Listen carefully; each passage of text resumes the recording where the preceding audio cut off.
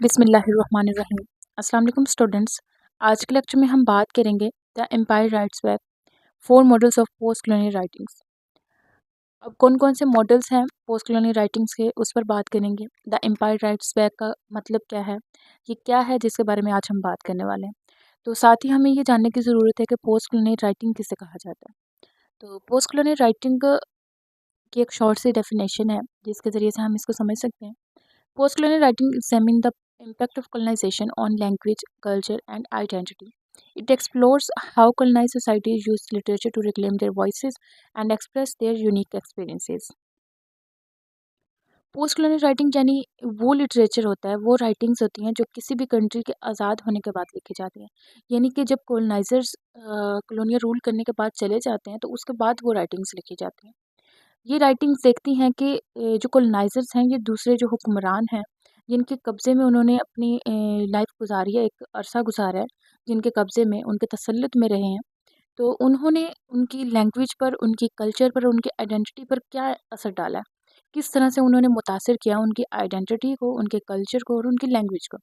यानी जब किसी भी कंट्री पर कॉलोनाइजर्स का राज होता है, कॉलोनाइजर्स आकर उनको कॉलोनाइज करते हैं, तो उस वक्त उन्होंने लोगों की लैंग्वेज, उनके कल्चर और उनकी जो आइडेंटिटी है उस पर क्या इन्फ्लुएंस किया होता है। और ये राइटिंग्स उन्हीं असरात को समझाने की कोशिश करती हैं। It explores how colonise society use literature to reclaim their voices and express their unique experiences. अब इसका क्या मतलब है, इसका मतलब यह है कि ये राइटिंग्स ये भी दिखाती हैं कि जो कौम किसी वक्त कॉलोनाइजर्स के तहत काम कर रही थी, कॉलोनाइजर्स के कब्जे में थी, वो अपने लिटरेचर का यूज़ करके अपनी आवाज़ वापस हासिल करने के लिए, मतलब वो अपनी कहानी खुद लिखती है, खुद लिखकर दुनिया को बताती है, अपनी एक्सपीरियंसेस दुनिया को बताती है, अपना नज़रिया दुनिया को बताने की कोशिश करती है। यानी पहले तो कॉलोनाइजर्स उनके लिए लिखते थे, जब कॉलोनाइजर्स थे उस वक्त उनकी इतनी मजाल नहीं थी कि वो कुछ भी लिख सकें अपने लिए या अपने लिए आवाज़ उठा सकें, तो उस वक्त वो अपने लिए आवाज़ नहीं उठा सकते थे। लेकिन उसके बाद जब कॉलोनाइजर्स वहाँ से चले गए तो उसके बाद वो कॉलोनियलिज़्म के बाद में वो खुद लिखना स्टार्ट हो गए। उन्होंने खुद लिखा अपने लिए और अपनी आवाज़ दुनिया को सुनाई और दुनिया को बताए अपने एक्सपीरियंसेस, और उन्होंने दुनिया को ये बताया कि किस तरह से कॉलोनाइज़र ने उनकी ज़िंदगियों को इन्फ्लुएंस किया। तो अब हम इसके टाइटल की तरफ जाते हैं कि द एम्पायर राइट्स बैक का मतलब क्या है। तो जो टाइटल है द एम्पायर राइट्स बैक, इसका मतलब समझने के लिए हमें उसके वर्ड्स और उनका बैकग्राउंड थोड़ा सा डीपली समझना पड़ेगा। सबसे पहले तो हम इसके टाइटल का लिटरल और सिंबॉलिक मीनिंग देखेंगे कि इसका लिटरल मीनिंग क्या है। अब इसका जो लिटरल मीनिंग है वो है, इसका मतलब है सोसाइटी या लोग जो ब्रिटिश एम्पायर के अंडर थे, यानी कि कॉलोनाइजर के अंडर थे। अब वो क्या कर रहे हैं, अब वो लिख कर जवाब दे रहे हैं। उस वक्त उनको ये परमिशन ही नहीं थी कि वो कुछ कर सके, उनके पास इतनी अथॉरिटी नहीं थी कि वो अपने लिए खुद कुछ लिख सकें या कोई अपनी राय का इजहार कर सकें। तो जब वो आज़ाद हो जाते हैं तो उसके बाद वो खुद लिखना स्टार्ट कर देते हैं। अब इसका जो सिंबॉलिक मीनिंग है वो ये है कि ये जिन कंट्रीज़ को पहले ब्रिटेन ने कॉलोनाइज़ किया था, यानी गुलाम बनाया था, जैसे कि अफ्रीका, इंडिया, ऑस्ट्रेलिया वगैरह, अब उन्हीं के राइटर्स लिखकर अपनी आवाज़ उठा रहे हैं और बता रहे हैं अपनी राइटिंग्स के थ्रू, और ब्रिटिश नैरेटिव यानी कि जो एम्पायर ने लिखा था उसको चैलेंज कर रहे हैं। टाइटल एक क्लेवर वर्ड प्ले है। पहले एक मोस्ट फेमस फ़िल्म थी द एम्पायर स्ट्राइक्स बैक। अब ये जो फ़िल्म थी उसी से इंस्पायर होकर इस टाइटल को लिखा गया था, एम्पायर राइट्स बैक। जहाँ पर स्ट्राइक्स बैक में फ़िज़िकल रिवेंज है, वहाँ राइट्स बैक में इंटेलेक्चुअल और कल्चरल रिवेंज है। यानी लिखने के ज़रिए अपना पर्सपेक्टिव दिखाना। अब अगर हम बात करें कि इसको किसने लिखा था, तो इसको 3 स्कॉलर्स ने लिखा था। सबसे पहले बिलिश क्राफ्ट है, गैरेथ ग्रिफिथ्स हैं और हेलन टिफन। इन तीनों स्कॉलर्स ने मिलकर इसको लिखा था। इन्होंने इस टाइटल से बताया कि अब पोस्ट कॉलोनियल राइटर्स अपने एक्सपीरियंसेस, लैंग्वेजेस और हिस्ट्रीज लिखकर अपना हक और आइडेंटिटी वापस ले रहे हैं। द एम्पायर राइट्स बैक का मतलब ये भी है कि जो लोग कभी एम्पायर के नीचे थे, अब वो लिखकर एम्पायर को जवाब दे रहे हैं। उन सब चीज़ों का जवाब दे रहे हैं जो कुछ उनके साथ पेश आया, किस तरह से उनको ऑपरेशन का सामना करना पड़ा, उसके जवाब में वो यहाँ पर लिख रहे हैं। यानी उनका लिखना अब एक रेजिस्टेंस और सेल्फ एक्सप्रेशन का ज़रिया बना हुआ है। समझ में आया कि द एम्पायर राइट्स बैक क्या है। तो अब हम इसके 4 मॉडल्स को डिस्कस करते हैं कि इसके कौन-कौन से मॉडल्स हैं। सबसे पहले तो हम ये देखते हैं कि वो कौन-कौन से मॉडल्स हैं जिन पर आज हम बात करेंगे। There are 4 models of post colonial writings. सबसे पहला जो मॉडल है वो है national and regional models, the black writing model, wider comparative model और एक मॉडल है हाइब्रिडिटी ऑफ सिंक्रेटिसिटी। तो आज हम इन्हीं 4 मॉडल्स पर बात करेंगे। सबसे पहले तो हम बात करेंगे नेशनल एंड रीजनल मॉडल्स पर, कि नेशनल एंड रीजनल मॉडल्स क्या होते हैं। अब नेशनल और रीजनल मॉडल्स जो हैं ये बताते हैं कि कॉलोनाइजर से फ्रीडम हासिल करने के बाद कॉलोनाइज कंट्रीज़ ने अपनी लिटरेरी ट्रेडिशन किस तरह से बनाई। यानी इन कंट्रीज़ ने कॉलोनाइजर्स के असरात से हटकर अपना लिखने का अंदाज़, अपना एक यूनिक अंदाज़ कैसे बनाया, अपनी आइडेंटिटी कैसे पैदा की। These traditions reflect the culture identities, struggles and histories of these societies. और ये न्यू लिटरेरी ट्रेडिशंस कैसे लेकर आए, इन्होंने किस तरह से एक लिटरेरी ट्रेडिशन बनाई, लिटरेरी ट्रेडिशंस बनाई, उन सोसाइटीज़ की कल्चर आइडेंटिटी, स्ट्रगल्स और हिस्ट्री को दिखाती हैं। मतलब ये कि ये राइटिंग्स उन लोगों के अपने एक्सपीरियंसेस, उनके पास के स्ट्रगल्स और हार्डशिप्स को दिखाती हैं। इसके लिए लिटरेचर एक ज़रिया बन चुका था अपनी अलग पहचान दिखाने का और यूरोपियन इन्फ्लुएंस से दूर निकलने का। यानी वो चाहते थे कि उनकी राइटिंग्स अपने कल्चर और ज़िंदगी को रिप्रेजेंट करे, ना कि यूरोप की कॉपी लगे, बल्कि वो यूरोप की कॉपी नहीं करना चाहते थे, वो अपने यूनिक एक्सपीरियंस को शो करना चाहते थे। सबसे पहली कंट्री जिसने अपना लिटरेचर प्रोड्यूस कराया था, अपना नेशनल लिटरेचर बनाया था, वो अमेरिका था। यानी फ्रीडम के बाद उन्होंने ब्रिटिश को छोड़कर अपनी राइटिंग स्टार्ट कर दी थी और अपनी राइटिंग स्टार्ट कर दी थी। अब होता क्या है कि 18वीं सेंचुरी में चार्ल्स ब्रॉकटन ब्राउन, इस तरह के कुछ अमेरिकन राइटर्स थे, उन्होंने ब्रिटिश नॉवल स्टाइल को बदल कर अमेरिकन स्टाइल में उसको कन्वर्ट कर दिया। यानी कि कुछ वो स्टाइल ब्रिटिश ही था लेकिन उसको अमेरिकन में कन्वर्ट कर दिया। यानी उन्होंने ब्रिटिश स्टाइल ले लिया लेकिन उनमें अपना कल्चर और अपने एक्सपीरियंसेस को मिक्स कर दिया। और इन नॉवेल्स के थीम्स थे अमेरिकन फ्रीडम, फ्रंटियर लाइफ और लोकल एक्सपीरियंसेस। इसके अंदर ये सारी चीज़ें दिखाई गई थी। यानी कि राइटिंग्स पूरी तरह से अमेरिकन सोसाइटी के अकॉर्डिंग थी। अब इन राइटिंग्स पर क्रिटिसाइज़ करने वाले भी कुछ लोग थे। अब जब क्रिटिसाइज़ होता है तो शुरुआत में कुछ क्रिटिक्स समझते हैं कि अमेरिकन लिटरेचर की कोई अपनी पहचान नहीं है, कोई अपनी आइडेंटिटी नहीं है, बल्कि ये लिटरेचर जो है ये ब्रिटिश की ब्रांच है, ये ब्रिटिश लिटरेचर की ब्रांच है। बल्कि यहाँ तक कि वो लोग समझते हैं कि उसकी असल रूट जो है वो यूरोप से है। मतलब ये उन क्रिटिक्स के नज़दीक सिर्फ यूरोप की कॉपी थी, ना कि एक अपना लिटरेचर था, ना कि नेशनल लिटरेचर वो लोग नहीं मानते थे। लेकिन वक्त के साथ साथ कुछ अमेरिकन राइटर्स ने अपना ख़ास स्टाइल बना लिया जो बिल्कुल अलग था। अब इस ओरिजिनलिटी से दूसरे पोस्ट कॉलोनियल कंट्रीज़ को भी इंस्पायर किया गया। बहुत सारे पोस्ट कॉलोनियल कंट्रीज़ भी इससे इंस्पायर हुए और उन्होंने भी अपने लिखने का नया तरीका बना लिया। उन्होंने खुद से राइटिंग्स करना स्टार्ट कर दी। देखिए, जब कॉलोनाइज़र्स ने रूल किया था, मतलब किसी भी कंट्री पर जब वो रूल करते थे तो उस वक्त किसी की ये ज़रूरत नहीं होती थी कि वो अपना लिटरेचर प्रोड्यूस कर सके, अपना लिटरेचर लिख सके। उनको लिखने की इजाज़त नहीं होती थी, बल्कि हर चीज़ पर, उनकी लैंग्वेज पर, उनके कल्चर पर, उनकी आइडेंटिटी पर, हर चीज़ पर उनका कब्ज़ा होता था। हर चीज़ उनकी मर्ज़ी के मुताबिक होती थी। और जब वो लोग चले गए तो उसके बाद सब लोगों को ये इजाज़त मिल गई कि वो अपने लिए खुद लिटरेचर लिख सकते हैं और वो खुद काम कर सकते हैं। उनको राइटिंग्स की बिल्कुल इजाज़त नहीं थी उससे पहले। तो बिल्कुल इसी तरह से अमेरिका ने अपना एक नेशनल लिटरेचर बना लिया। यानी कि पोस्ट कॉलोनियल कंट्रीज़ को भी इसकी वजह से इंस्पायरेशन मिली और उन्होंने भी अपना लिखने का नया तरीका बनाया। अमेरिका के बाद नाइजीरिया, इंडिया और ऑस्ट्रेलिया जैसी कंट्रीज़ ने भी अपना यूनिक लिटरेरी ट्रेडिशन बना लिया, उनके अपने कल्चर और हिस्ट्री पर जो बेस थी। सेटलर कॉलोनीज़ कौन सी कॉलोनीज़ होती हैं? ऐसी कॉलोनीज़ जहाँ पर यूरोप के लोग जाकर रहने लगे। उन्होंने इंग्लिश लैंग्वेज को नए एनवायरनमेंट में डाल दिया। मतलब ये कि उन्होंने इंग्लिश लैंग्वेज का यूज़ किया अपनी दुनिया के लिए, अपनी लिटरेचर के लिए। वहाँ के राइटर्स ने इंग्लिश को बदल कर अपने कल्चर को बयान करने के लिए इस्तेमाल किया। यानी इंग्लिश राइटिंग में अब ऑस्ट्रेलिया और कनाडा के रंग नज़र आने लगे। जैसे कि आप जानते हैं कि इंडिया और नाइजीरिया पर कॉलोनाइजर्स का कब्ज़ा था। वहाँ के राइटर्स ने इंग्लिश का यूज़ किया अपना कल्चर और ट्रेडिशन दिखाने के लिए, अपने एक्सपीरियंसेस शो करने के लिए, और साथ ही कॉलोनाइजर्स के जुल्म और तसल्लुत को भी क्रिटिसाइज़ किया उन्होंने अपने लिटरेचर के अंदर। एक बहुत ही फेमस राइटर हैं जिनका नाम है वोल सोयिनका। वोल सोयिनका का कहना है कि नेशनल लिटरेचर जो है उसको अपने आप को समझने और आइडेंटिटी को ढूंढने में हेल्प करता है। मतलब किसी भी कंट्री का अपना जो लिटरेचर होता है वो उसकी अपनी एक नई आइडेंटिटी बनाता है और अपने आप को समझने के लिए उसमें उसकी हेल्प करता है। और अगर हम नेशनल और रीजनल मॉडल की बात करें तो ये नेशनल और रीजनल मॉडल जो है ये एक कंट्री तक महदूद नहीं है, बल्कि डिफरेंट कंट्रीज़ के लिटरेचर का आपस में कंपैरिजन करता है और ये मॉडल पोस्ट कॉलोनियल कंट्रीज़ की हेल्प करता है कि वो ब्रिटिश लिटरेचर की ग़ुलामी से निजात पाएँ, उनकी ग़ुलामी ना करें और कभी भी अपनी राइटिंग्स को कॉलोनाइज़र्स की राइटिंग से नीचे ना समझें। मतलब कि अपनी राइटिंग्स को वो कभी कमतर ना समझें। वो खुद लिखें अपने लिए और अपने राय का इज़हार करें, अपना नज़रिया पेश करें। ब्लैक राइटिंग मॉडल अफ्रीकन कौन लोग होते हैं? यानी ब्लैक पीपल्स के एक्सपीरियंसेस पर बेस्ड है। यानी ये उन लोगों के लिए है जो अफ्रीका से निकलकर दुनिया के मुख्तलिफ इलाकों में बसे थे। ये मॉडल देखता है कि उनके एक्सपीरियंसेस और उनकी हिस्ट्री ने उनके लिटरेचर को किस तरह से इन्फ्लुएंस किया। अब इस ब्लैक राइटिंग मॉडल के अंदर अफ्रीका, कैरिबियन आइलैंड्स और अफ्रीकन अमेरिकन कम्युनिटीज़ के राइटर्स इंक्लूड थे। यानी वो सब लोग जो ब्लैक आइडेंटिटी के साथ लिखते थे, यानी कि ब्लैक राइटर्स थे और अपने कल्चर और सोशल एक्सपीरियंसेस को अपनी राइटिंग्स के थ्रू वो बयान करते थे। और ये ब्लैक राइटर्स अपनी राइटिंग्स में रेस, आइडेंटिटी और ऑप्रेशन जैसे प्रॉब्लम्स पर बात करते हैं।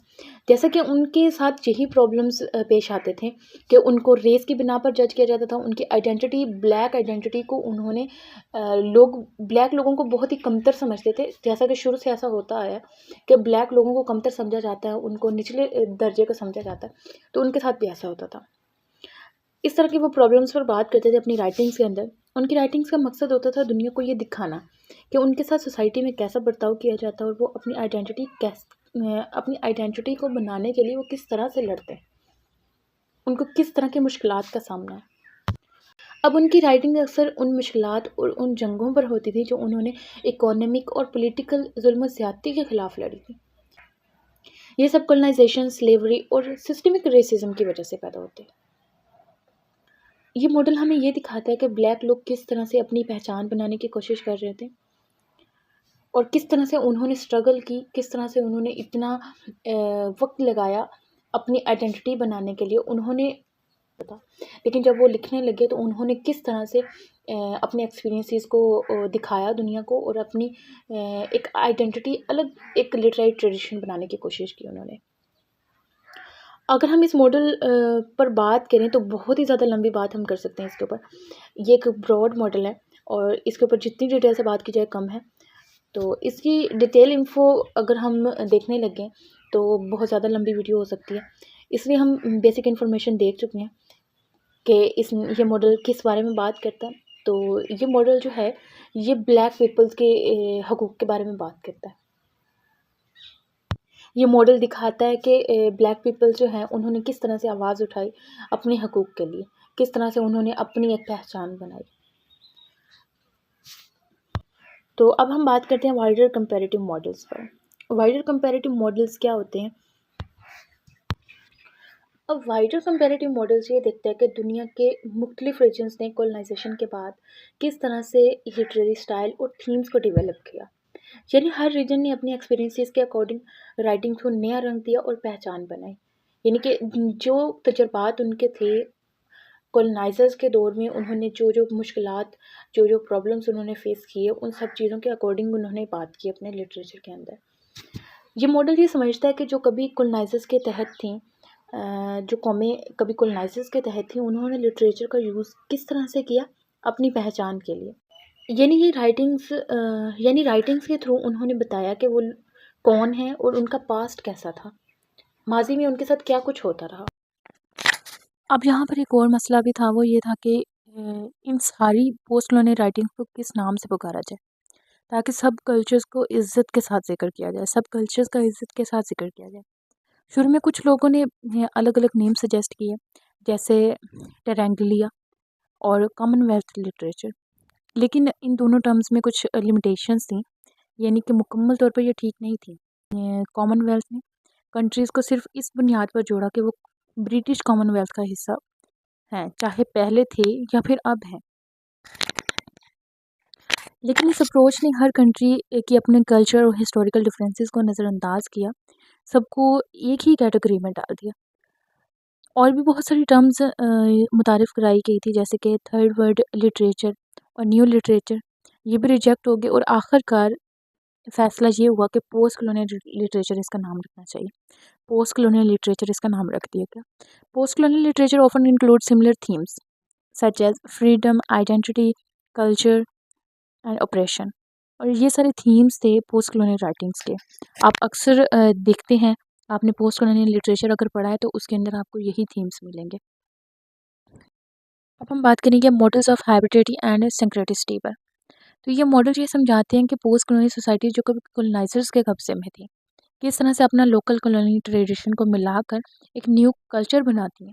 ये मॉडल इस बात को एक्सेप्ट करते हैं कि पोस्ट कॉलोनियल सोसाइटीज़ के निज़ाम इन इंट्रैक्शन से बने, जो लोकल ट्रेडिशन और कॉलोनियल लेगेसीज के दरमियान हुई थी।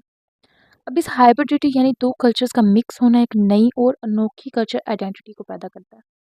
फॉर एग्जांपल, जब कोई भी कंट्री किसी कंट्री पर जाकर रूल करती है, यानी कि कॉलोनाइजर्स आते हैं किसी कंट्री पर, फ़र्ज़ कर लेते हैं कि इंडिया पर कॉलोनाइजर्स ने आकर रूल किया।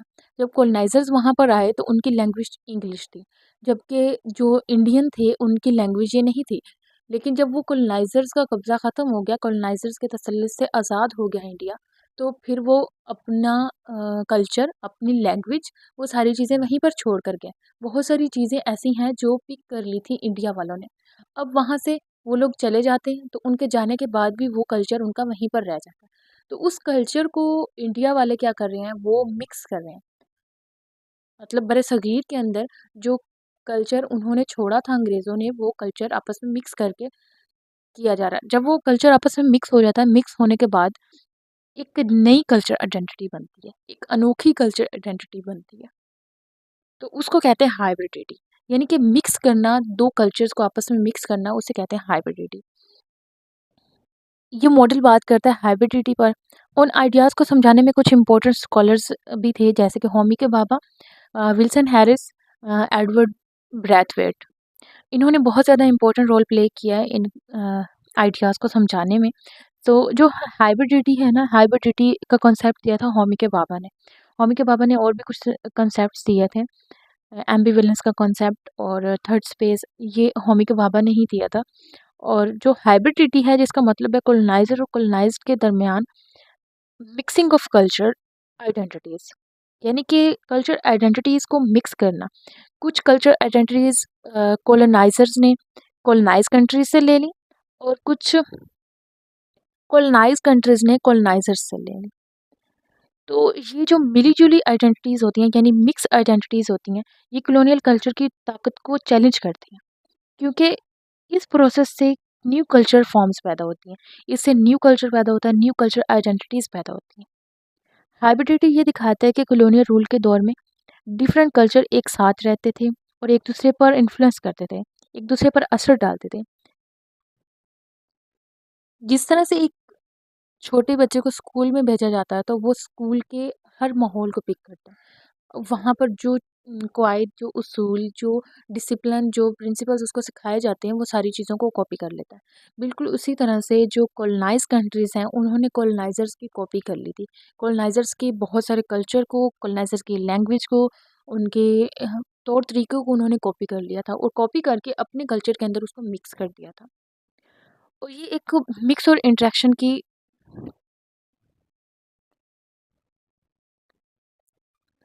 और अब यहाँ पर क्या होता है, ये एक मिक्स और इंटरेक्शन की दुनिया बन जाती है।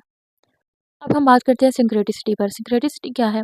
विल्सन हैरिस, एडवर्ड ब्रेथवार्ट ने कल्चर मिक्सिंग के कॉन्सेप्ट को और ज़्यादा आगे बढ़ाया, और जब उस कल्चर मिक्सिंग को और आगे बढ़ाया, तो उसको सिंक्रेटिसिटी का नाम दिया। इसका मतलब ये है कि दो या दो से ज़्यादा कल्चर को मिलाकर कुछ नया और क्रिएटिव पैदा करना। यानी कि सिंक्रेटिसिटी कहता है कि दो या दो से ज़्यादा कल्चर जब आपस में मिलते हैं, तो एक नई चीज़ बनती है, क्रिएटिव चीज़ बनती है। तो ये कल्चर मिक्सिंग को पॉजिटिव और प्रोडक्टिव तौर पर देखता है।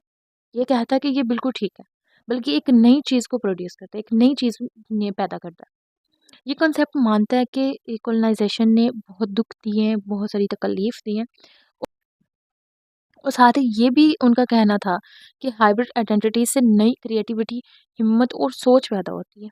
उन्होंने इस चीज़ को गलत करार नहीं दिया, हाइब्रिडिटी को वो गलत नहीं कहते, बल्कि वो इसको सही कहते हैं। वो कहते हैं कि किसी हद तक ये हमारे लिए बेहतर है, कि हमें क्रिएटिविटी मिलती है। जैसे कि फ़र्ज़ कर लेते हैं कि हमने उनसे इंग्लिश लैंग्वेज को पिक कर लिया, हमने अपनी लाइफ़ में इंग्लिश लैंग्वेज को लाया, तो अब देखिए इंग्लिश लैंग्वेज जो है, ये एक इंटरनेशनल लैंग्वेज है, ये पूरी दुनिया की लैंग्वेज है।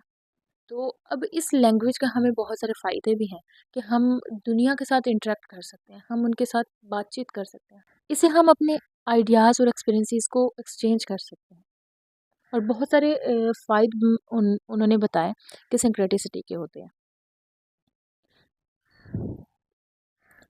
यानी कि उन्होंने किसी हद तक उन्होंने बेहतर माना हाइब्रिड कल्चर्स को, यानी कि कल्चर्स का आपस में मिक्स होना भी उन्होंने बेहतर माना। उम्मीद है कि आपको अच्छे से समझ में आ गया होगा। अगर कोई भी क्वेश्चन हो तो ज़रूर पूछिएगा। मिलते हैं नेक्स्ट वीडियो में। तब तक के लिए अपना बहुत सारा ख्याल रखिएगा। अल्लाह हाफ़िज़।